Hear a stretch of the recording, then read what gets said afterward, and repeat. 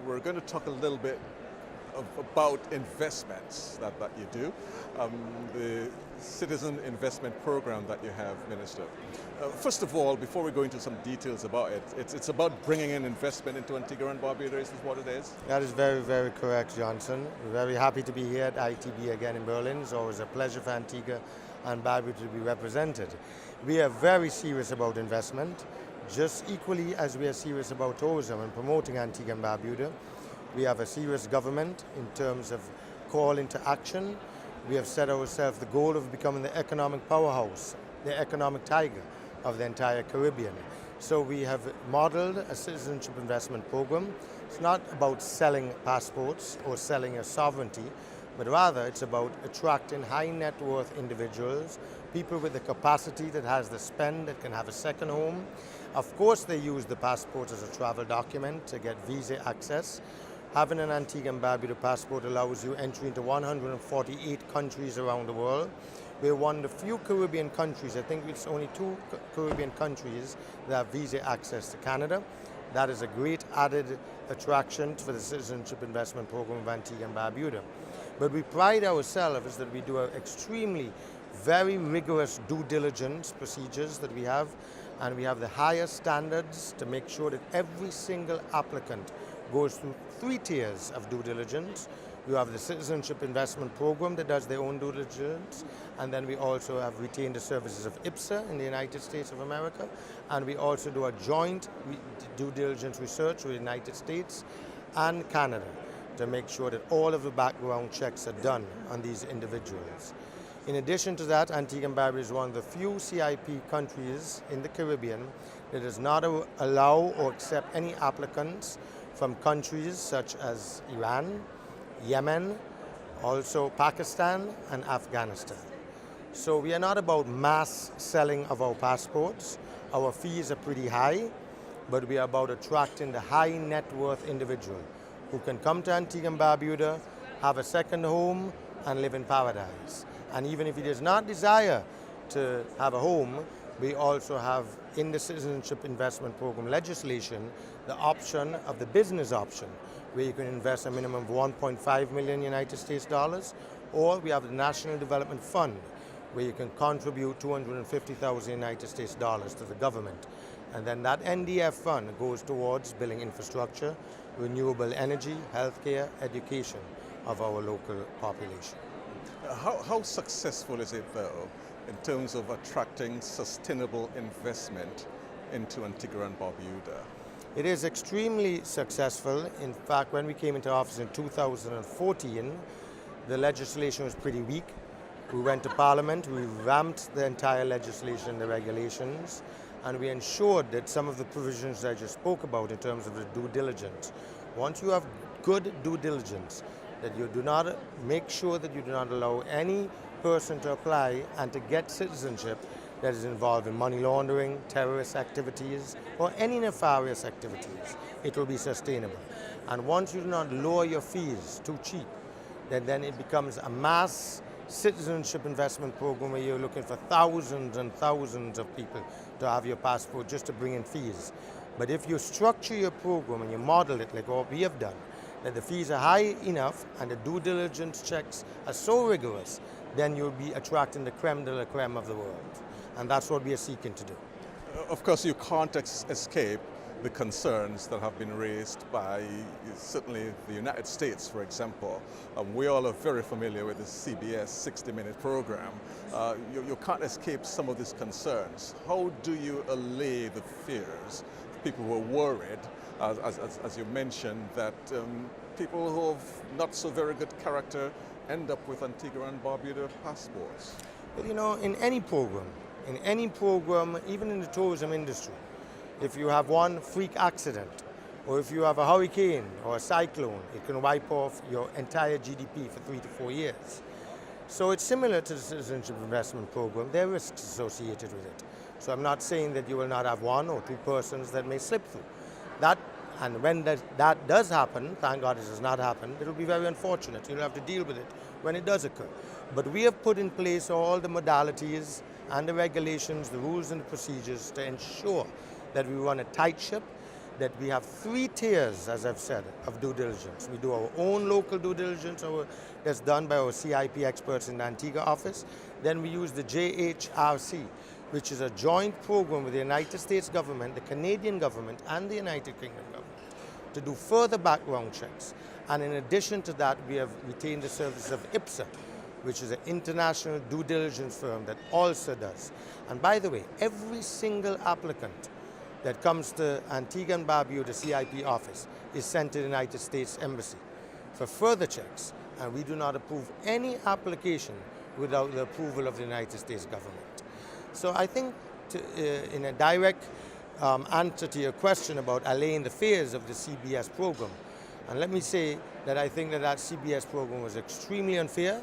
I think it was biased, and they had ulterior motives, if I may say so, because the United States has an EB5 program, Canada has a citizenship investment program. So why is it that small territories like Antigua or St. Lucia or Grenada or Dominica, that we are not allowed to have a citizenship investment program? They've painted this picture to be selling our sovereignty. We're not selling our sovereignty. Our sovereignty is sacrosanct to the people of Antigua and Barbuda. We are very patriotic, law-abiding citizens in Antigua and Barbuda. It's not about selling passports. It's about attracting much-needed direct foreign investment to a small country. We do not have enough capital. In a country of 80,000 persons, we do not have enough business that you can generate. So you have to look further afield and attract direct foreign investment. Isn't it a case of potatoes? We're not selling sovereignty, but we're selling passports in the eyes of others, that if you're selling your passports, you're selling sovereignty. No, you're not. You're not. You get a passport and you become a citizen. But it's the end that achieves the means, or is it the means that achieves the end? It's how it's done. It's not that you're going into China, like some countries do, without calling the names, and you sit at a restaurant and you says you can buy a citizenship for 60,000 United States dollars. We're not doing that. We haven't cheapened. We have a strict legislation, good regulations, excellent, the best people in the human capital of Antigua and Barbuda that we have hired to run the CIP program. It's just like your ship's registry. It's a package. We offer financial services. You can open up an offshore bank in Antigua, but you have to adhere to the international best practices. You have to have an authorized capital of, say, United States, $5 million. You can open up an IBC. So we offer financial services, we have ships registry, we have a very vibrant ships registry. Why don't we get criticized for having a ships registry? Why don't we get criticized for having IBCs? Why don't we get criticized for having financial services, internet gaming? Well, I know the United States government actually took us, or we took them, before the World Trade Organization. And we won. And we won, and they appealed. And we won the appeal. And yet the United States government has not saw it fit to pay the Antigua and Barbuda government and its people in excess of $220 million. So we are small, we understand we are vulnerable, we understand our limitations, but we got to live. Our people have to have a good standard of education. We have to have health care. We have to feed our people.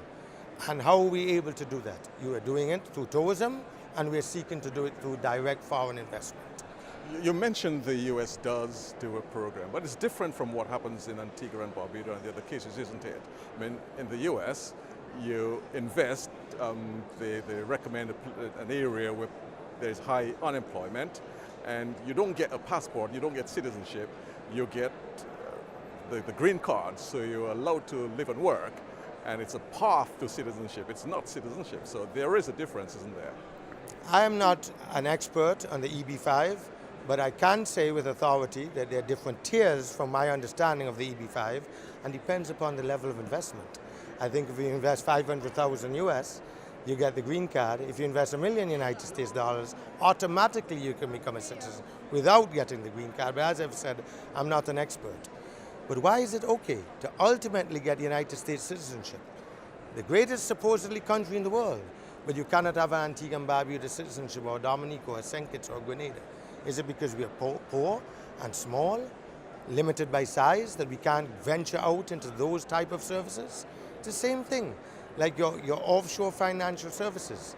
It's okay for the United States of America to have the greatest banking industry in the world, where they accept millions and billions of dollars from other countries, and you have the inflow of capital. But what they do not want is the outflow of capital to these small developing countries. So you have Isle of Man, you have Guernsey, you have Jersey here in Europe. And it's okay to have those offshore financial services, Singapore, Hong Kong, Singapore, Cyprus. What is wrong with the Caribbean? Our people have to live. Our people have to eat. We have to educate our children. We have to develop and build a country.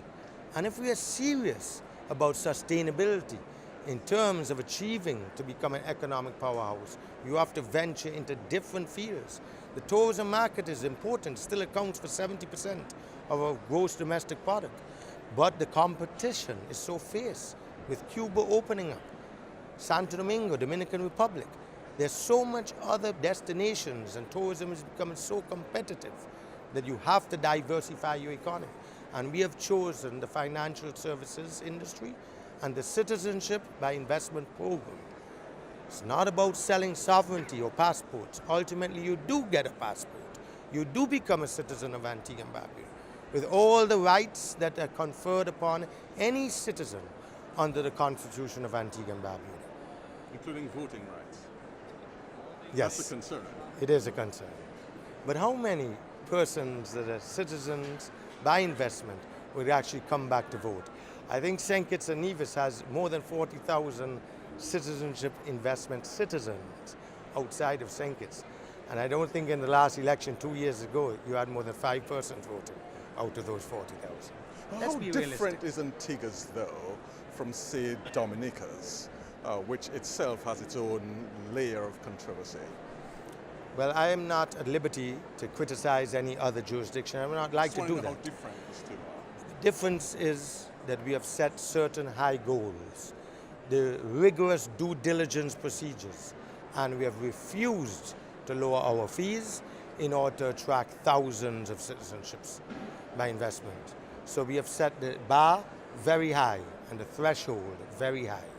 And I think that is where Antigua stands out, and that's where we are able to differentiate us from the other programs that are offered by other countries. Do you see yourself some sort of limit in terms of the number that you approve on a yearly basis?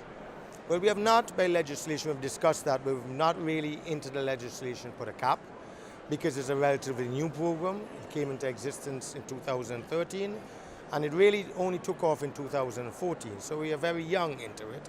But I think ultimately, you don't want to have 1 million citizenships by investments and you only have an indigenous population of 80,000. So I think down the road, after we've been able to achieve the type of financial revenues from the program, and then be able to use those revenues for productive purposes, like solar, wind, renewable energy, healthcare, education, infrastructure, schools, and we are able to reach a certain target, then you can go back to Parliament and say, well, listen, we think we should only have 10,000 or 5,000 applications a year.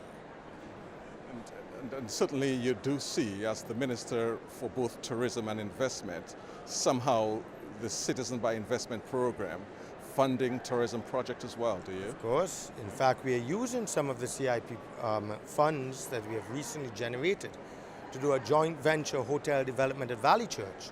And that project is going to cost roughly 100 million United States dollars. And the government of Antigua and Barbuda is putting in 30 million United States dollars that we derive from the Citizenship Investment Program. Also under my portfolio is the Ministry of Energy. And we have also used 25 million United States dollars from the Citizenship Investment Program to fund a 10 megawatt solar voltaic farm in Antigua. In fact, 80% of the VC Bird International Airport is now powered by solar. And that is a direct, tangible result of our Citizenship Investment Program. So you see, we're not just having a program to sell passports, but we're developing a sustainable investment vehicle where we can use those funds for tourism, healthcare, renewable energies, etc. And just remind us what the cost is for that program. How much must one fork out? You have three options. You either can give a contribution to the government. That's under the National Development Fund of $250,000 US per person. Or you can buy a piece of tangible real estate, not just raw land. It must be a condo, or villa, or a house, minimum of the United States, 400,000 United States dollars. Or you can invest in a business, an approved business by the government of 1.5 million United States dollars. How much do you make a year from that program? Well, 2015, the end of 2015, we did about 81 million United States dollars. We saw a little decline in 2016. I think the figures are not finalized, but it's roughly about 70 million United States dollars. That's a lot of passports.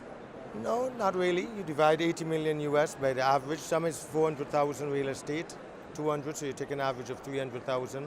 The problem is right now, the challenge is we have not gotten off stream in terms of construction, enough real estate in terms of villas and condos and townhouses. So most of the options that the investors have chosen is the direct National Development Fund of 250,000 US. Thank you, Minister. It's indeed a pleasure and an honor to be here, and always great talking to you, sir.